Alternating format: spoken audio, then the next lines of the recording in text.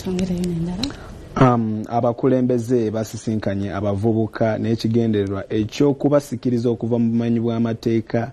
Abavubuka nabo balina bye basabye gavumenti. Abakulembeze mu kibuga Jinja nga bakulembeddwamu RDC Darius Naninda n'omumyuka we Mike Segawa basisinkanye abavubuka ba Ghetto n'ekigendererwa ekyokubasikiriza okuva mu bumenyi bw'amateeka.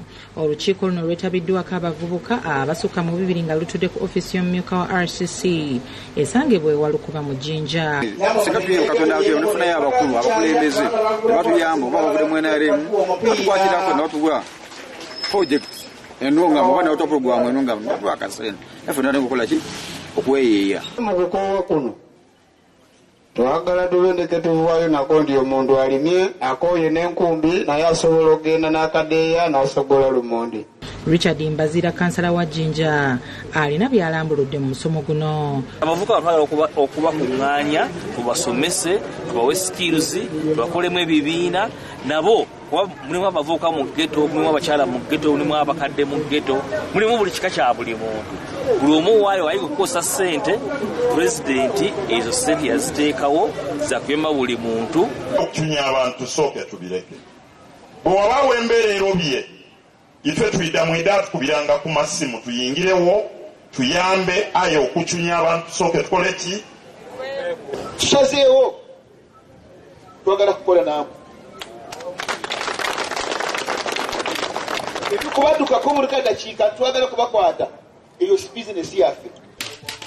Mu ngeri y'emu bw'abadde ayogera eri abakulembeze b'ebibiina by'ebyobufuzi eby'enjawulo pulezidenti w'ekibiina kya National Economic Empowerment Joseph Kabuleta alaze obwenyamivu olw'omutindo gw'ababaka ba Parliament gwagambye nti gusereba buli lukya. Kati Parliament ennene abantu tebabeeramu omwo bamala omwaka gumu 2-3 nga talina na kyayogedde. Kati tugamba tusobola okwawula mu Parliament zino ne tuteekawo Parliament eri national ne tuteekawo ne Parliament zino eziri regional. Parliament ye-11 yekyasinze okubeera ennene mu byafaayo bya Uganda ng'erimu ababaka 529 era ng'ensimbi eziri mu bubumbi zisaasaanyibwa mu kusasula emisaala egy'ababaka bano buli mwezi.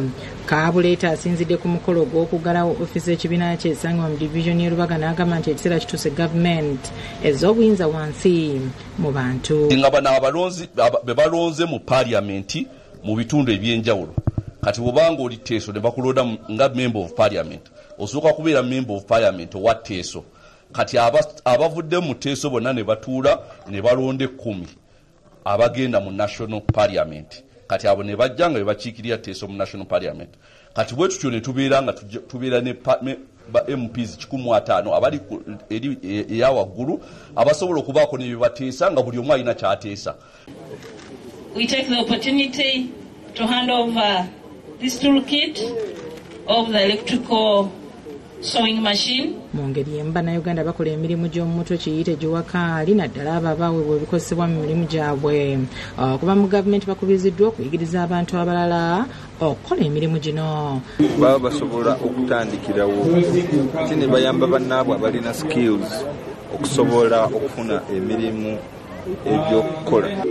Mukisa mulungi kyolwalira ebibiina ebimu bisobodde okufuna ate tusaba okulaba nga gavumenti efuna ssente such that program eno yeeyongera okunogaana yonna yonna. Amyuka Ssaabaminisita owookusatu Hajjati Lukiya Nakadaama alina byalabudde abantu bano. It is for you and your team to develop more skills. We congratulate you, Honorable. Please, we thank you so much for supporting them.